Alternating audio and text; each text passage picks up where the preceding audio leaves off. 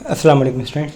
अगर आपने भी एएमयू में क्लास 11th में एंट्रेंस दिया था और आपका सिलेक्शन हो गया या फिर वेटिंग आई है, चाहे वो जनरल कैटेगरी में हो या फिर स्पेशल कैटेगरी में हो, आपके डॉक्यूमेंट्स वेरीफाई हो गए और आप वेट कर रहे हैं अपने फर्स्ट फर्म लिस्ट के आने का। जिसने भी रीसबमिट किए थे डॉक्यूमेंट्स उनका भी जल्दी वेरीफाई हो जाएगा। आज लास्ट डेट है वेरिफिकेशन की, तो रात के 12 बजे तक आपको चेक करना है, उससे पहले आपका कभी भी वेरीफाई हो जाएगा। जिस भी स्टूडेंट्स के वेरीफाई हो चुके हैं और सब कुछ उसका कंप्लीट है, तो ऐसे में उसके फर्स्ट फर्म लिस्ट में नाम आने की चांसेस काफ़ी ज़्यादा हैं। अगर आपका सिलेक्शन है, सिलेक्टेड लिस्ट में है आप, तब तो आपका 100% आपका फर्स्ट फर्म लिस्ट में नाम आ जाएगा। लेकिन अगर आपका वेटिंग में है, तो ऐसे में अगर आपकी वेटिंग क्लियर हुई होगी तो वेटिंग में आपका जो फर्स्ट फर्म लिस्ट है उसमें आपका नाम आ जाएगा।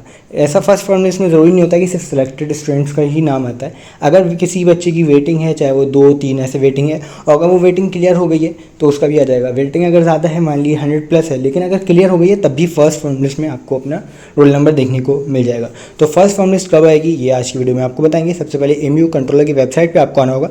इस वेबसाइट पर आने के बाद इस वेबसाइट की लिंक आपको डिस्क्रिप्शन मिल जाएगी, यहाँ से आप आ सकते हैं। इस पर क्लिक करना है, उसके बाद जो है आपको थोड़ा सा स्क्रॉल करना है नीचे की तरफ, और नीचे की तरफ जब आप आएंगे तो आपके सामने कुछ इस तरीके का ऑप्शन मिल जाएगा। यहाँ पे एक आपको ऑप्शन मिलेगा एडमिशन का, आप देख सकते हैं ग्रीन कलर से एडमिशन, उसमें लिखा हुआ है रिजल्ट ऑफ एडमिशन टेस्ट, और सेकंड नंबर पे है काउंसलिंग कब एडमिशन शेड्यूल।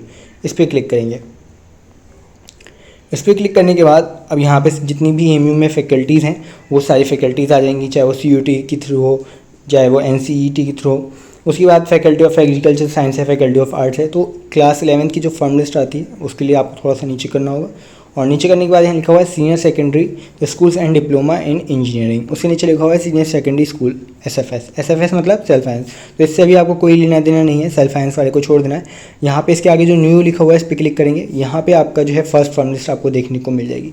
सबसे पहले ये शेड्यूल है, शेड्यूल के बराबर में लिखा हुआ है फर्स्ट फर्म लिस्ट। जब फर्स्ट फर्म लिस्ट आएगी तो यहाँ पे आपको क्लिक हियर का ऑप्शन मिल जाएगा, उस पर क्लिक करेंगे, आप फर्स्ट फर्म लिस्ट पे पहुँच जाएंगे उतर के। उसी तरीके से जब सेकंड फर्म लिस्ट आएगी तो सेकंड फर्म लिस्ट के सामने भी आपको लिंक देखने को मिल जाएगी। इस लिंक पे क्लिक करके आप सेकंड फर्म लिस्ट चेक कर सकते हैं। तो यहाँ पे शेड्यूल को देखेंगे, जितने भी शेड्यूल है वो सब कुछ सेम है, चाहे वो डिप्लोमा का हो, ह्यूमैनिटीज़ हो, साइंस हो, तो किसी भी इस पर आप क्लिक करके चेक कर सकते हैं।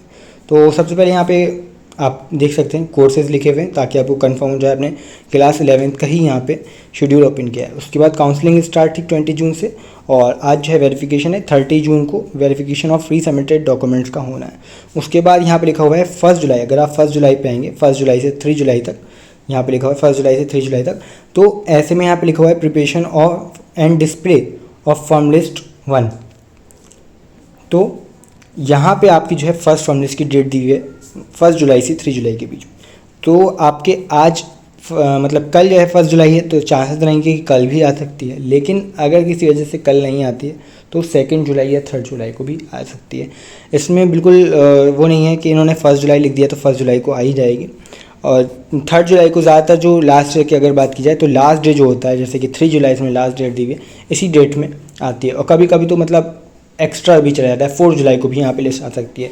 साइंस की जो लिस्ट है वो पहले आ जाती है, कॉमर्स वालों की लिस्ट जो है वो बाद में आती है। इस तरीके से डिप्लोमा की भी थोड़ा डिले से आती है। तो 3 जुलाई तक साइंस की आपको देखने को मिल जाएगी। अगर कॉमर्स की नहीं आती है तो 4 जुलाई को आ जाएगी। ये हमने आपको पहले से बता दिया ताकि आपको परेशानी ना हो, आप सोचें कि आज 4 जुलाई हो गई, 3 जुलाई तक ही टाइम था, अभी तक नहीं आई। तो इसलिए पहले से आपको बता दिया, लास्ट ईयर भी ऐसा हुआ था, उससे लास्ट ईयर भी ऐसा हुआ था, तो इस बार भी हो सकता है 4 जुलाई को आपकी यहाँ पे फर्स्ट फर्म लिस्ट आए। लेकिन ज़्यादा चांसेस 99% चांसेस ये हैं कि 3 जुलाई तक जितने भी आपके कोर्सेज हैं इसमें क्लास 11 में, उन सभी की लिस्ट यहाँ पे देखने को मिल जाएगी। उसके बाद अगर आपका जो है यहाँ पे लिस्ट आ जाती है तो अब आपको बताते हैं कि कितनी फ़ीस आपको यहाँ पे करनी होगी, क्योंकि 4 जुलाई से जो है टाइम है आपका फ़ीस पे करने का, 4 से 6 जुलाई को। तो कितनी फ़ीस आपको पे करनी होगी ये भी अभी आपको इसी वीडियो में बताएंगे। अगर आपको ये देखना है कि क्लास 11 की फ़ीस कितनी है, तो आपको वापस एएमयू कंट्रोलर की वेबसाइट पे आना है। इसमें थोड़ा सा स्क्रॉल करेंगे, आप लिखा हुआ है application form and admission guide, इस पर क्लिक कर देना है। इस पर क्लिक करने के बाद यहाँ पर लिखा हुआ है आपको गाइड टू एडमिशन 2026-27, इस पर क्लिक कर देंगे। इस पर क्लिक करने के बाद अब आपको थोड़ा पेज नंबर बता दें, कौन से पेज नंबर पे, लास्ट में जाना है बिल्कुल।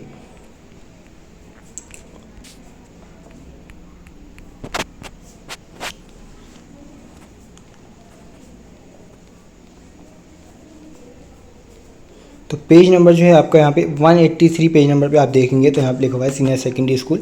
इसमें सभी स्कूल की यहाँ पे फ़ीस लिखी हुई है। अगर जैसे कि साइंस स्ट्रीम में बॉयज़ की बात की जाए तो 12,225 रुपीज़ आपको पे करने होंगे। अगर आपका सीनियर सेकेंडरी में साइंस स्ट्रीम में बॉयज़ का सिलेक्शन होता है। उस तरीके से अगर एसटीएस स्कूल में होता है तो आपको सेम फीस है, चाहे वो एमयूसिटी स्कूल हो तो भी सेम फीस है फॉर बॉयज़ साइंस स्ट्रीम।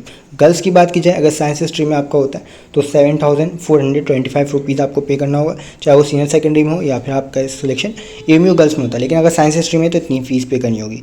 अब बात करते हैं कॉमर्स स्ट्रीम में। अगर बॉयज़ का कॉमर्स स्ट्रीम में सिलेक्शन होता है तो आपको 11,025 रुपीज़ पे करना होगा, कोई सा भी स्कूल हो, एसटीएस, एमयूसिटी या फिर सीनियर सेकेंडरी। उसके बाद है आपका गर्ल्स का कॉमर्स स्ट्रीम में, अगर आपका ह्यूमैनिटीज़ स्ट्रीम में, बॉयज़ का अगर ह्यूमैनिटीज़ यानी आर्ट्स स्ट्रीम में होता है तो आपको 11,025 रुपीज़ पे करना होगा, कोई से भी स्कूल में।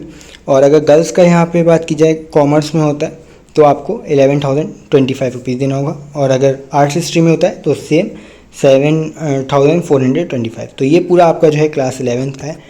जो भी जितनी भी फीस है आपको बता दिए। ये आपको एडमिशन के टाइम पे जब आप फीस पे करेंगे तो इतनी ही आपको देंगे, इसमें 1 भी रुपया इसमें आपको शायद ज़्यादा ना लगे।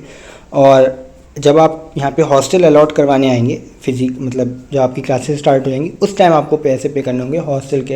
हो सकता है वो अलग हो, या फिर हो सकता है अगर इसमें आपके डैशबोर्ड पे एग्जैक्ट फीस जो है वो डैशबोर्ड पे देखने को मिल जाएगी। अगर वहाँ पे ज़्यादा दिखाया तो इट मीन्स आपकी हॉस्टल फीस भी इसमें इंक्लूड करके वो ले रहे होंगे। लेकिन ये ऑफिशियल फ़ीस जो है वो इतनी है जो कि आपकी स्कूल की जानी है।